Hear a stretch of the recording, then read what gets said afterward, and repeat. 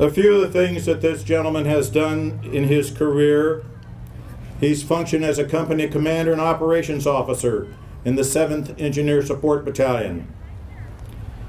He has also served in the 1st Force Service Support Group, also as an executive officer and commanding officer in 2nd Combat Engineer Battalion, 2nd Marine Division, and as group commander, Marine Air Wing Support Group 37, 3rd Marine Aircraft Wing.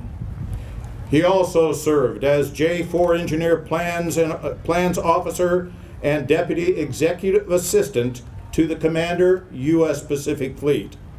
Executive Assistant to the Deputy Commandant for Installations and Logistics, Headquarters, United States Marine Corps. Military Assistant to the Secretary of the Navy, and Deputy J3, European Command. He has served in operations in Somalia, Operation Restore Hope, counterinsurgency operations in the southern Philippines, Operation Enduring Freedom of Philippines.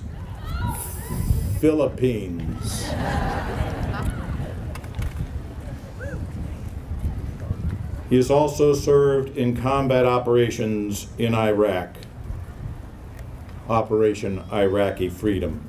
He holds 2 master's degrees. He is a graduate of the Naval War College, and this list goes on, ladies and gentlemen, but there's just one more thing I'd like to state about this gentleman, and that is that I'm sure that in his career, the most distinguished service school he attended was the United States Army Advanced Engineer Officers Course at Fort Leonard Wood, Missouri. Ladies and gentlemen, it is my distinct pleasure and honor to introduce to you Brigadier General David A. Otignon, United States Marine Corps.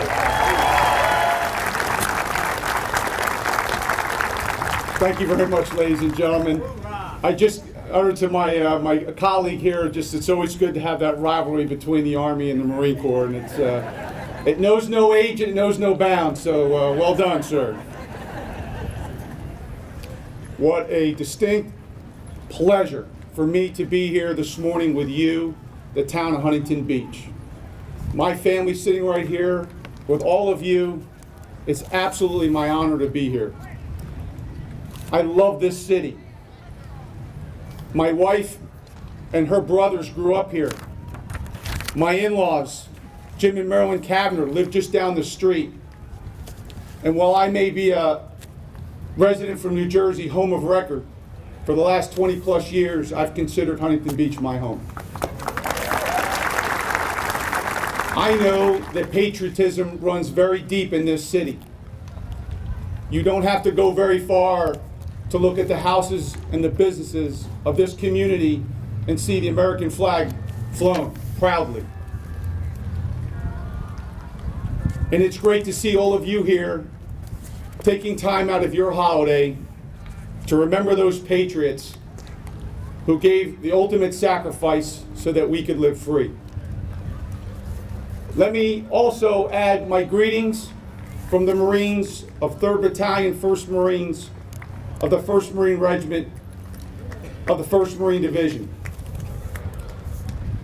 They send their very best to you, and they know you support the Thundering Third.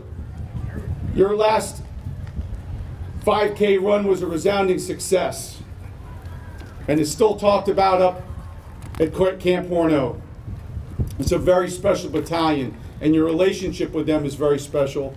And so on behalf of the Commanding General of the 1st Marine Division, the Regimental Commander, and the Battalion Commander, I thank you and I salute you. Thank you very much.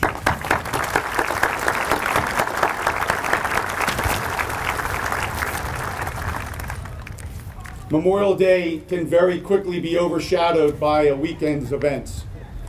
It can be overshadowed by the beginning of summer.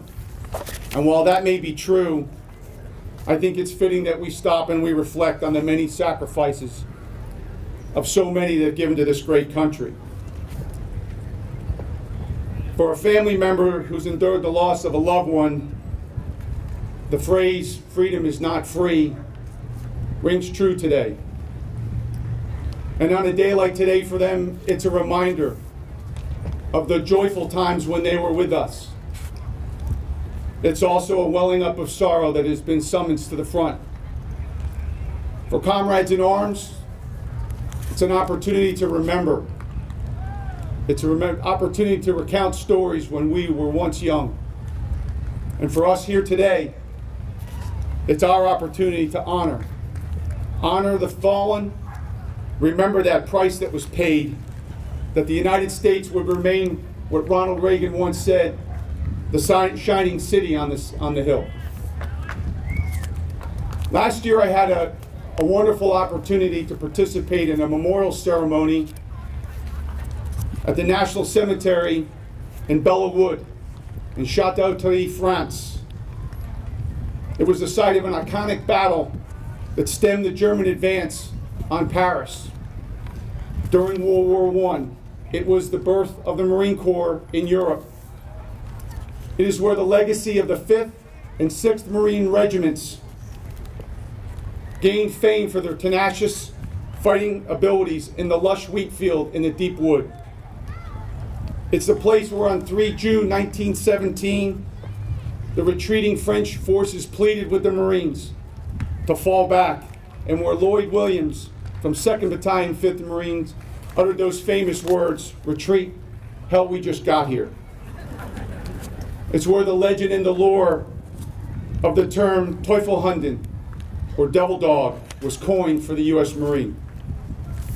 It's the site in where 23 days of battle, there were 9,777 casualties, including more than 1,800 killed. And it's the resting site of 2,289 American war dead from this battle and in the vicinity of the Marne Valley. Every year the French come by the thousands to this American cemetery and to many other cemeteries across the countryside. They come to pay tribute and to remember the so many Americans that gave their lives for the freedom of France. Today we have just about enough seats for everyone that wants one.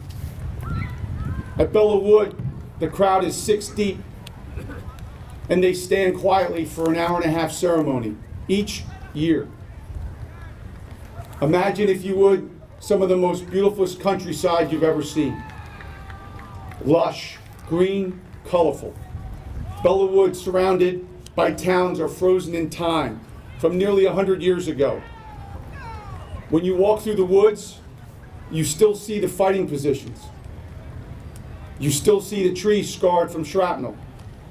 It's as if the countryside and these woods have been preserved for all time. And I remember standing there that early morning in the wood with a contingent of U.S. Marines and French Foreign Legionnaires. My commandant awarded a medal to the Army French Chief of Staff, General Bertrand Bordeaux. And then very quietly the general turned with silence and reverence and gestured, and he said something that struck me. He said, "During your American Revolution, we came to your aid. And in our time of need, in 2 great wars, you came to ours." And the sincerity and reverence from the general was breathtaking. And the honor that he bestowed on America for a battle that on 1 June will have occurred 98 years ago was as sincere and as genuine as it had occurred yesterday. And it was for me the realization that Memorial Day is not contained just here in Huntington Beach, but around the globe with our allies in Europe. I know you've seen the picturesque beauty of the beaches at Normandy and the cemetery there. I've been there, and it truly is remarkable. Many people will visit there today, and it'll be no different. And it'll be the same at Bellwood today. And to see what occurs there deepens down in your soul and stirs you. It stirs you with emotion. And such was the case in May in 1923, where the National Monument was dedicated and the land from the French given to the Americans in perpetuity as a memorial. The woods was renamed Bordeaux La Brigade des Marines, Woods of the Marine Brigade, and that sign is still there today. And at that ceremony, French Major General James Harbord was quoted saying, "Now and then, a veteran for a brief span that we still survive will come here to live again the brave days in that not too distant June. Here will be raised the altars of patriotism. Here we will be renewed the vows of sacrifice and consecration to our country. Hither will come our countrymen in hours of depression and even failure, and take courage from the shrine of great deeds. We too have our monuments, and we draw courage from them, and we renew our vows, and we lift up our country, and we remember our fallen, and we never forget." There are 2 Huntington Beach men who died in World War I. There are over 30 that sacrificed in World War II. There are 21 names on the Vietnam War Memorial in Washington, D.C., all Huntington Beach men who gave their ultimate sacrifice. In this past decade, you've added 4 more men to your war memorial outside your city hall. Young men who gave their lives for our country. You lost 3 Marines from Ambar. Sergeant James in 2004 was killed in combat operations. Ladies and gentlemen, we have an honor this morning. Mrs. Glimpse, where are you? Mrs. Glimpse is a Gold Star mother I just met here a little bit ago. Where are you, ma'am? Would you please stand? Ladies and gentlemen, Lance Corporal Glimpse was killed in 2006 on an IED strike in Ambar Province. His mother's here with us this morning. Lance Corporal Windsor was killed in 2007, also by enemy action. And in 2010, Kyle Warren, an Army soldier who attended Marina High School, paid the ultimate sacrifice in Afghanistan. Each one of these patriots called Huntington Beach home. They're your local boys. They're our local boys. And we must find courage in their sacrifice that reminds us, all of us, that freedom is not free, that it demands our respect, and that it demands our very best for the future of this nation, lest it cease to be the shining beacon for the rest of the world. Ladies and gentlemen, I'm truly honored to serve this country, and I'm grateful for citizens like you who stand with me today in reverence for our fallen, that we raise to the altar of patriotism our personal thanks and our respect to our loved ones who remain, and the commitment that we shall never forget. And as I close, that we as countrymen, that we take courage from those that have gone before us, and that we remember their great deeds accomplished, so that we may live free, so that we may live with freedom and liberty in this great country of ours.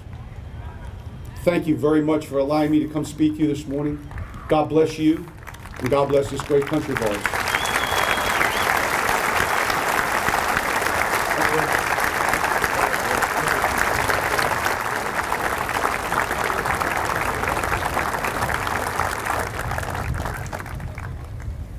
Wow.